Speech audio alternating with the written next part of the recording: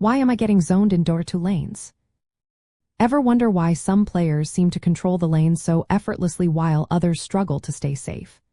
Zoning in Dota 2 is a common tactic that can make or break your early game. It's all about positioning and understanding how enemy heroes use mechanics to keep you away from your creeps. When you get zoned, it means enemies are preventing you from last hitting or denying creeps, which slows your gold and experience gain. This often happens when supports or core heroes position themselves between you and your creep wave, making it dangerous to approach. They might stand near the creeps or in the fog of war, where you can't see them clearly.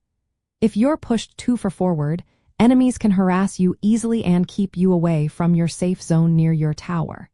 The main reason you get zoned is that your opponents know how creep aggro works. Creeps will attack heroes within 500 units, so enemies position themselves just outside that range to harass without drawing aggro. They can attack you while staying in the fog or behind trees, making it hard to respond. When your creep wave pushes toward the enemy tower, you're more exposed, and enemies can control the lane better. If your wave is pushed too far forward, you become vulnerable to ganks and harassment. To avoid this, you need to manage your creep wave carefully. Deny creeps when they drop below half health to slow your push and keep the wave closer to your tower. This gives you more room to farm safely. Good lane control also involves positioning yourself in the safe zone, which is closer to your tower, and avoiding the danger zone in the middle of the lane. High-level players use fog of war to hide their movements, making it harder for enemies to zone them. They stand behind trees or in shadows to harass or threaten enemy supports without risking too much. Support heroes play a big role in zoning. They can stand between you and the creeps to deny you experience and gold.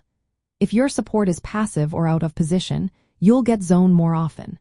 It's important for supports to coordinate and threaten enemy supports, creating space for you to farm. If you don't understand how to manipulate creep waves, you'll find it easier to get zoned. Pulling neutral creeps to reset the wave, last hitting at the right times, and denying creeps strategically are key techniques. Watching professional replays can show you how top players position during the laning phase. Notice how they stay behind creeps when harassing, how they use fog of war to their advantage, and how they respond to zoning attempts. The difference between being zoned and controlling the lane often comes down to positioning and wave management. Improving these skills will help you stay safe and get the farm you need to power up later in the game.